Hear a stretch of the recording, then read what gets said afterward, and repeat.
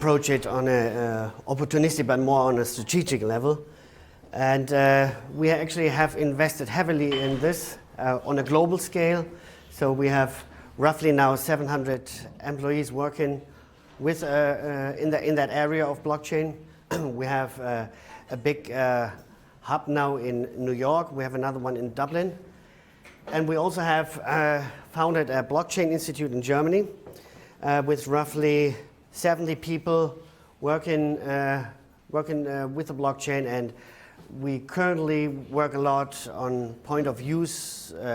We do proof of concepts. And we also have a lot of talks with the clients just to see where we find a market offer that is actually of added value to them, so that they want to invest in this. And for this, we also have now joined forces with Deloitte Consulting and Deloitte Legal. As we see, there's a lot of law implications that need to be tackled first, so that we convince clients that it's worthwhile to invest in the blockchain. And out of this plethora of initiatives, we today want to pick one topic: automatic compliance. As one of the big four companies, we do a lot of auditing, and compliance is one of the key cornerstone of our business. And we want to present to you now how this can be applied and how we can leverage on the advantages of blockchain doing an automated compliance. And with this, I would like to hand over to my colleague.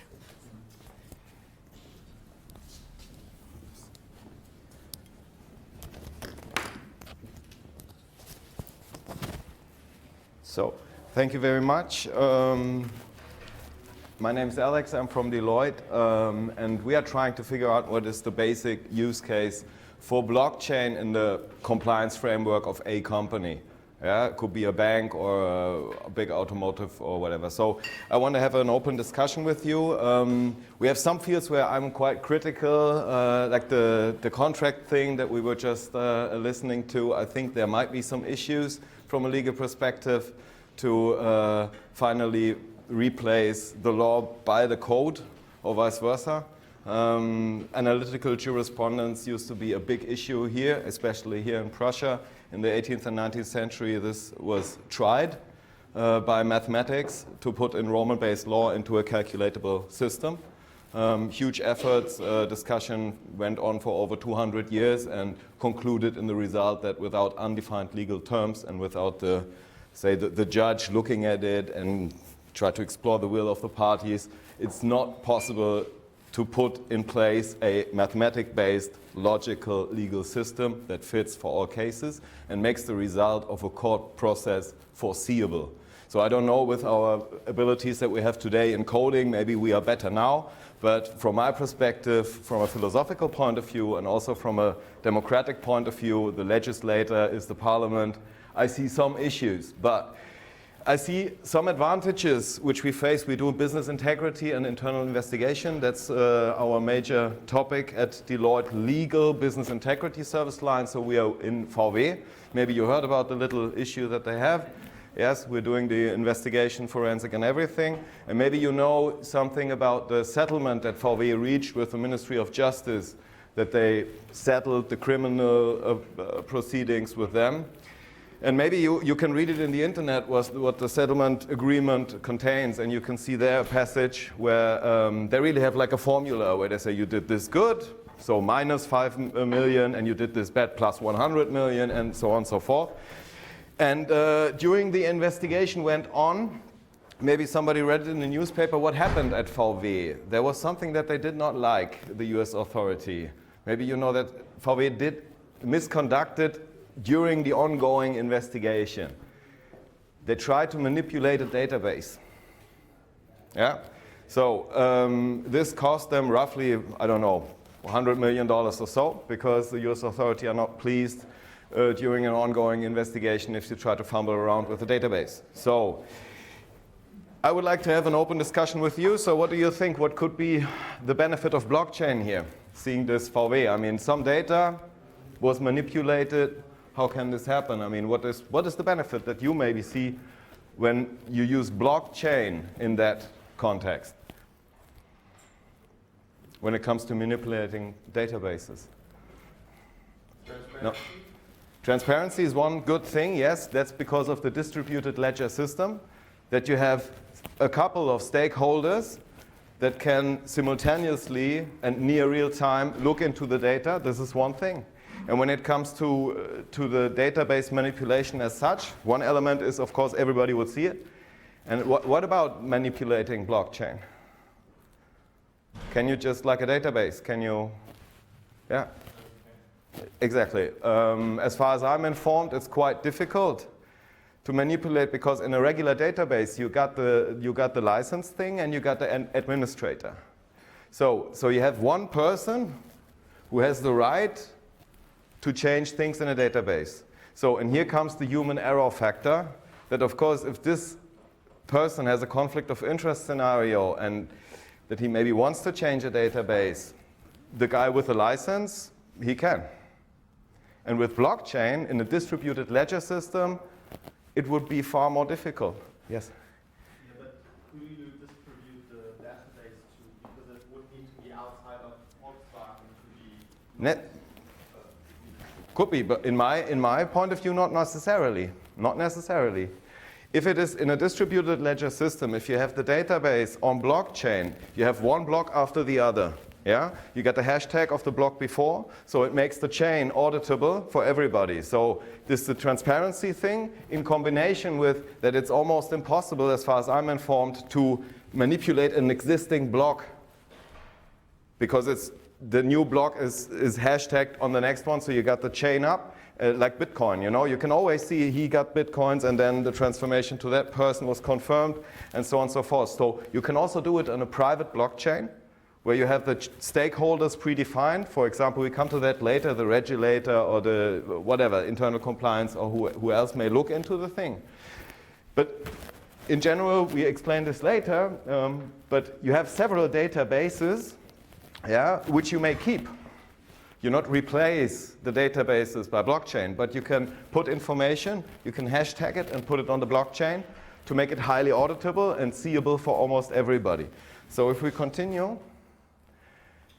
at the moment we have it like this. It's a bit complicated, so I'm going to explain.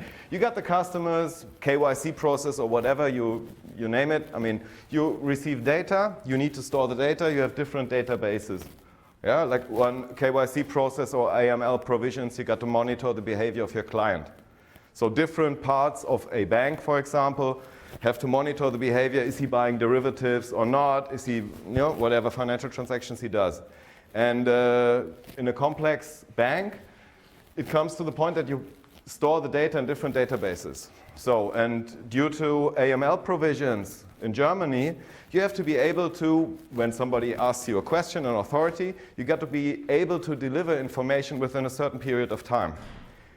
If you have to look around where things are and you don't find things and you got inappropriate data, then you will be fined for this. And maybe you will have an extra audit by the authorities to look into your data system because they say if you cannot provide me with the information I need, then you have a compliance problem. So what you can do is you can put this into a blockchain. So you have the documents there, you have the blocks that hashtag and hinge on each other, so you have it highly auditable, and you can also enable the regulator to look into the things he needs to know close to real time. So I think now with Ethereum, every block is about roughly 10 minutes or so, the time that the new block is designed, so it's almost real time. So the regulator could look into the thing and see, okay, here this happened, here's that information, and you, if you have to provide this to somebody else, you have it in place, you know where it is, you can find it, and you have an audit trail. Okay, so this is basically the thing. Yeah? With a distributed ledger system, it makes it hard because you got copies of the blocks almost everywhere, and you need then to, of course, hack everybody who has a copy of the data. Meaning that also within a big company, you may have 25 or 200 stakeholders who have a copy of the same thing, and you need to hack all of them. But if you have one database with one license owner and an administrator, he can do it just by manipulating one database. So this is the thing. KYC utility, this is a very good thing for blockchain. This may be one of the best use cases in the compliance sector. Automized blockchain, I mean, automation is, well, it's mostly data storage. I don't see really smart contracts here within onboarding of customers in the KYC process. I don't know how this may work. But for now, I think blockchain can serve very well to have, exactly as you said, like transparency. You have the single source of truth, kind of like you have this one block, like carved in stone. Because blockchain, like new block on top of the next one, and not like a database you copy things. Yeah, so this is the basic difference. And when I looked at this the first place last year, I thought, well, great. I mean, blockchain is pretty dumb. It stores data, it hashes, and it puts a chain, and it's quite slow, and it is not smart at all. But it's a beautiful thing because it's like a merchant book where you have the entries one after the other for everyone to see and for all eternity carved in stone. So this is like for an auditor, this is paradise because we're doing so much internal investigations, forensic, that costs so much money to make all the sources readable, the different databases. You got this kind of quality data, you got that. Forensics, you pay millions and millions to make things readable, to look where are the things. If you think of a big company like VW, they have so many companies within that they don't know. They have different systems, data storage. They are not compatible. Data migration, huge problem. But if you have one thing where you put everything on kind of in a hashtag on the block, you can say where it's located and you can find it. So this is the use case that I think is quite good. Automated compliance, also transaction reporting. Like whatever transaction it is, I find very fascinating stock exchange transaction, where you have an international issue and where the distributed ledger system could also work. Right? People participating in stock exchange trade could have a node, yeah, or a wallet and participate in that. Also a big use case that we are working on currently. Accounting, of course, accounting is a good thing that I see. As it is kind of bookkeeping in general, it won't be a revolution there, but it will help.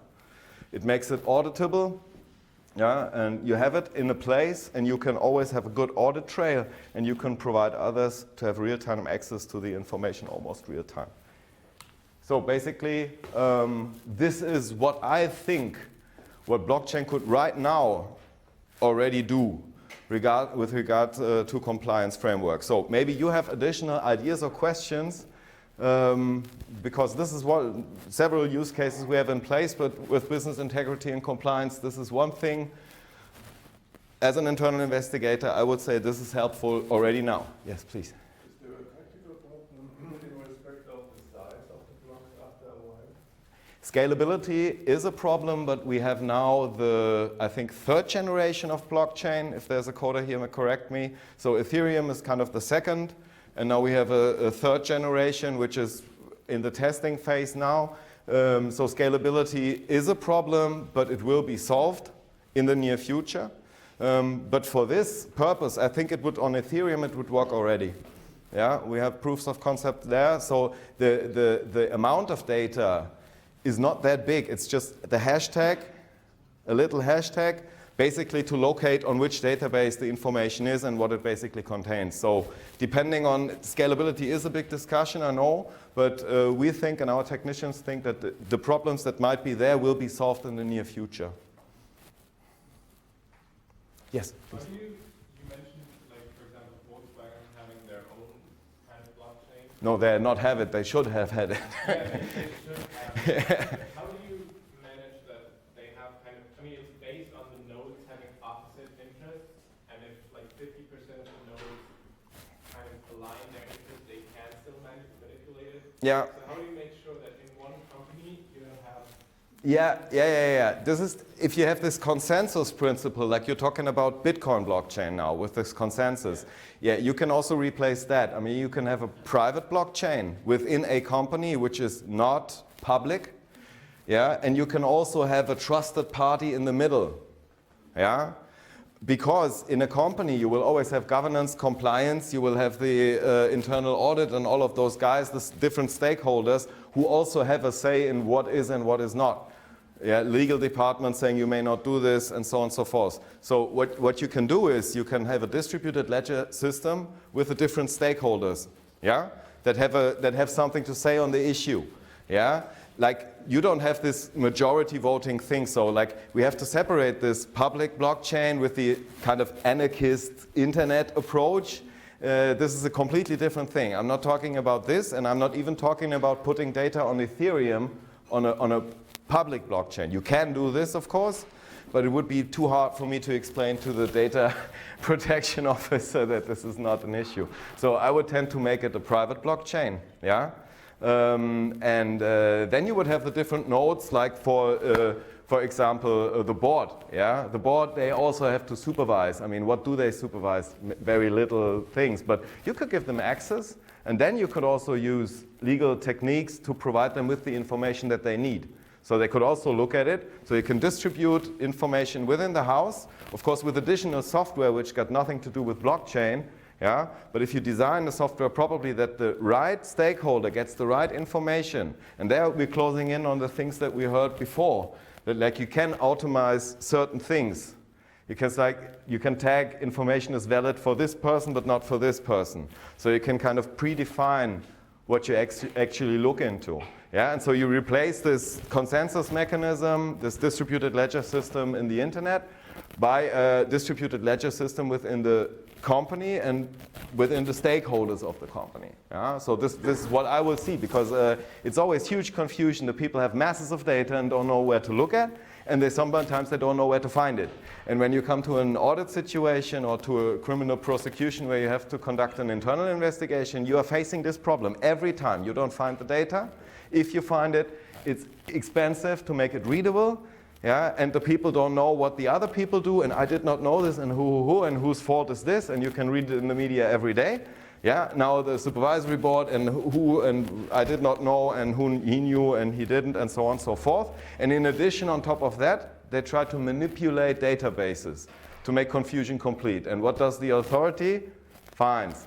So like, you're organized like crap. I mean, how can it be? Yeah. So you should have more compliance and business integrity in place. And I think the blockchain technology from that perspective, not very glamorous, I must say, quite simple, but this is basically what it does. It hinges one block on the other, makes an audit trail, carved in stone for all eternity, cannot be changed. So if you put data here, you have access for different stakeholders, you have the audit trail, and the prosecutors might be happy or more happy, and because you cannot prevent criminal action from taking place in your company, it will always be the case. But you can say that we did everything to prevent it, and we make it not that expensive to find out who did what in the end of the day. Additional use cases you might think of, I mean, we're in an early stage of this, yes? And one idea would be, I understood earlier that for each blockchain, I need a different key. So, so if I could store all the keys that are created by my company, each and every computer of my company, whenever a key is developed there, and then I'll create it, and then it's stored. So then there will be no more secret accounts that anyone could have. Because right now, could go to a bank and say, okay, I want a VW account, but I don't want it in the general ledger. So, okay. Yeah. Okay.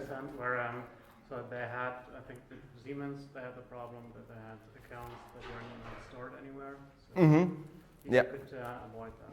Yeah, exactly. That's the transparency thing, yeah, that you can, it's basically data keeping, but not as a database solution, which is more efficient because of the amount of data that can be stored on blockchain is limited to now, but you can have little information. I don't know how much different attributes blockchain can contain. I mean, 4 or 5 or so. It's basically very small, but it's enough to have this audit trail and to have transparency there, exactly. And also with this, you can also kind of work out who has reading rights, who can write on the block, who can only read, and so you can design for the different stakeholders different approaches. I think this is, it's not that like putting code, putting the law into the code or vice versa. It's quite simple, but it's a very, very, very, very big use case. Yeah. So, any further questions to that approach?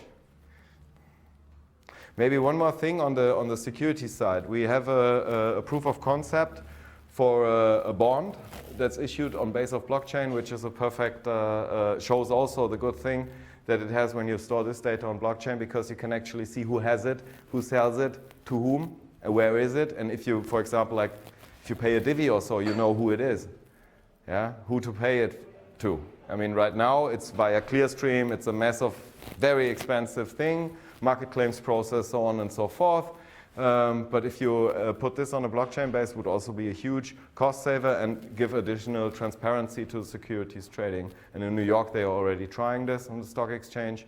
And the Deutsche Börse Group here has also a big budget and tries to sort out how this blockchain technology can be used for the stock exchange trade. And there you also see that it's got a good advantage because it brings transparency to the thing. You can actually see who owns what, like you can see in Bitcoin today on the blockchain.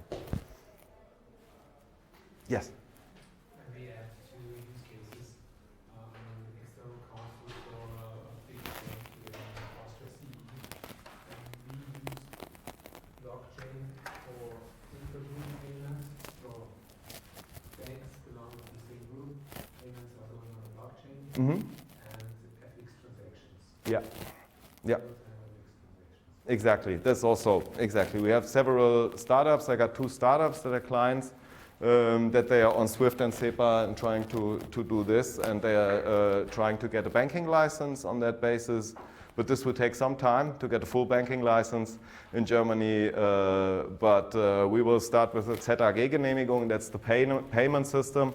And this, I think we will have that in 6 months or so. So we will have this financial transaction with a permission by the authorities based on blockchain quite soon. So this is exactly the use case. This will be the future for all those transactions, and also Western Union money transfer and all this, where they take, I don't know how much % of your 15 or 20 or so they take away for the transaction. I mean, this won't be needed in the future anymore. I see this quite clearly, because with that technology you can significantly reduce transaction costs, and that's why companies start doing it internally, yeah, and they will also do it in general, not only within the company and the whole thing, but they will do it also with public participants in the near future. You can then transfer money to Africa via a smartphone app and not pay Western Union a fortune for guaranteeing that the money will arrive over 10 days later or so, I don't know, and cost a fortune. Yeah, that's also a very good use case. We also have that. Okay, further questions, ideas on use cases? No. Okay, so thank you very much, and enjoy the rest of the day.